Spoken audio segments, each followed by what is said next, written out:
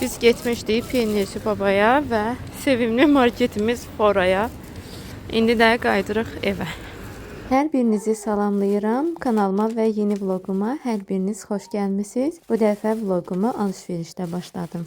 Bir resept görmüşdüm. İstədim ki, onu da sizinlə birlikdə hazırlayaq. Deməli, birinci hazırlayacağım, amma içinə toyuq filesi və göbələk, o cümlədən də qaymaqlı bir qarışım hazırlayacağım. Düzü biz elədik, dadına baxdıq, amma dadını o qədər də sevmədim. Düzdür, yemək olur, amma ətli bilincin yerini heç nə vermir. Peynirci Babadan da alışveriş etdik. Biz bəzən gedirik, oradan alışveriş edirik, tez-tez getmirik. Düzün desəm, çünki qiymətləri çox bahadır və o qədər alışverişimiz də 20 neçə manat tutmuşdu. Amma bəzən eləməyə maraqlı olur. Bu hissələri çox uzatmaq istəmədim. Bilinç hazırlamağı hər kəs bilir. Sadəcə bu hissələri sizə maraqlı olar deyə yerləşdirdim. Əslində bu hissələri də çəkməyəcəkdim. Çünki həmin gün çox başım ağrıyırdı, çox halsız idim, amma yenə də işimi yarımçıq qoymadım və hazırladım. Əslində qısa video filan da çəkmək istəyirdim, amma gördüm ki, yox, alınmır. Və buna görə də elə işimi tez bitirib istirahət eləmək istirdim. Bilincikləri hazırlamaq üçün tərkibində sizə deyim ki, fileni doğradım və qızartdım biraz. Ondan sonra da göbələyi yenə də soyub, üstünü yuyaraq, doğrayıb, xırda-xırda əlavə edirəm. Biraz bişdikdən sonra biraz duzunu qatıram və qaymağı da sonradan əlavə edib biraz qatlaşana kimi bişirib, bilinciklərin içinə əlavə edirəm və reseptimiz bu qədər. Qızlar, bu arada bu vlog sona qədər, yəni yemək hissəsi falan bitdikdən sonra təmizlik vloqu olacaq. Yəni təmizliyi sevən xanımlar üçün mən əslində neçə saat ərzində o təmizliyi etmişdim. Sadəcə biraz çox sürətləndirdim ki, sizin üçün sıxıcı olmasın. Çox dərin təmizlik etmədim, amma ümumi gündəlik olaraq etdiyim təmizliyi sizinlə paylaşdım. Həm də mətbəxdə bir şkaf var ki, mən oranı elə o şkafı aldığımız gün təmizləmişdim. Oranı da təmizlədim. Dünən bilincikləri hazırladım və atdım bura. Çünki heç halım yox idi. Başım ağrıyırdı dəhşət. Və bugün bişirəcəyim onları.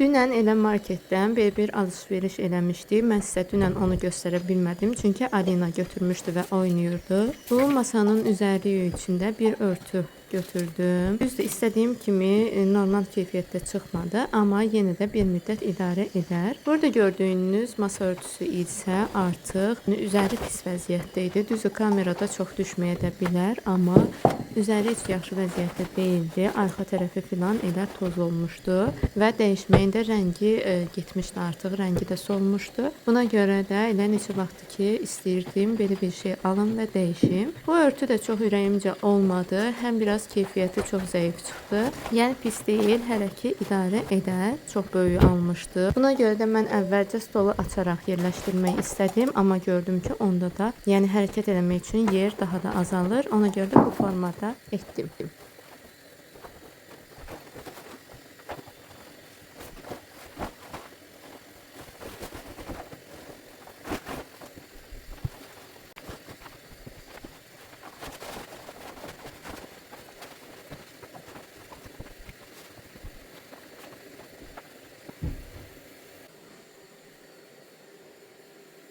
Bundan sonra isə başlayıram bilincikləri qızartmağa və bilinciklərin onları çöldə saxladım ki, buzları açılsın, amma içi biraz buzlu qalmışdı. Buna görə də qapaq altında bu formada qızardıram. Və keçirəm, bunu saxlamışdım ki, paltaryanın üstünə sərərəm.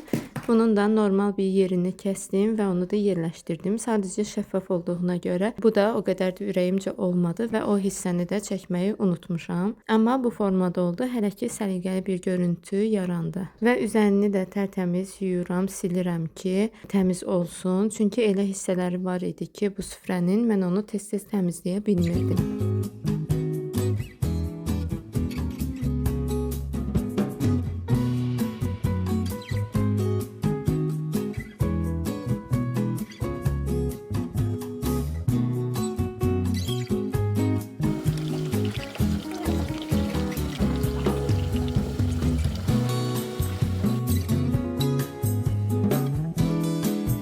Peynirci Babadan aldıqlarımızın da qalan hissəsini sizə göstərirəm. Dünən heç halım olmadı. Ona görə də bunları sizin üçün ayrıntılı formada çəkə bilmədim. Və bu gün də artıq növbəti gündür və mən başlayıram təmizlik işimə. Bu vloqun məqsədi əslində bu idi. Sadəcə təmizliyi paylaşsaydım çox qısa alınacaqdı. Ona görə də yemək hissələri də o hissələri izləməyi sevən xanımlar üçün paylaşdım. Və başladım təmizliyə. Artıq sizi təmizliyin səsi ilə baş-başa buraxıram.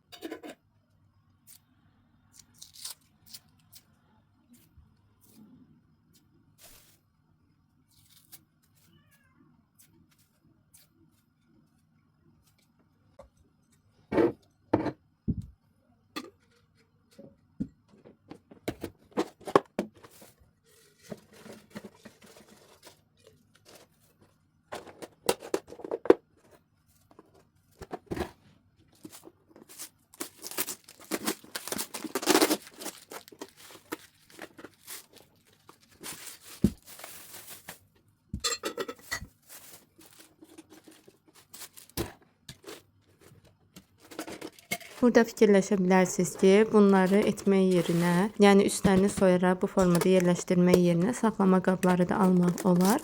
Amma məncə indi mən düşünürəm ki, bu əlavə bir xərcdir. Buna yəni o pulu verməkdənsə hələ ki bu qabları idarə edir, bir müddət sonra almaq uyğun olar. Çünki hələ ki bu qablar yenidir və köhnəldikcə də yenidən düyü aldıqca bu qabları biz əvəz edirik.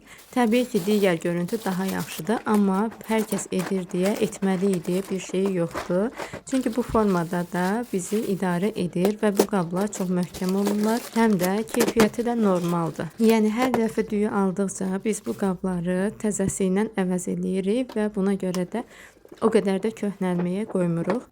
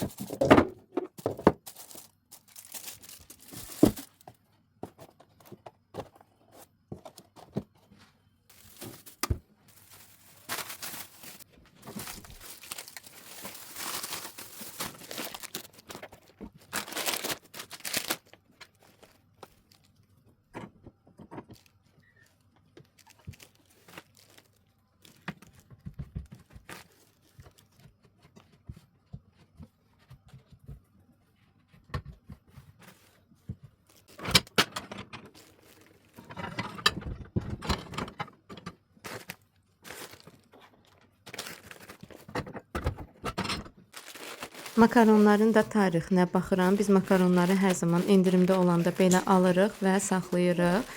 Çünki bəzən insanın ürəyi istəyir və buna görə də evdə olması məncə lazımdır. Burada da tarixlərinə baxaraq hansılar ki tarixi var, onları altdan qoyuram. Hansıların ki tarixi yaxınlaşır, onları da üstdən qoyuram ki, əvvəlcə onlar yeyilsin. Və orada da yarımçıq makaronlar var idi. Onlar da təzə açılmışdı. Bunları da belə qarışıq makaron qutum var. Onun içərisinə əlavə eləyirəm.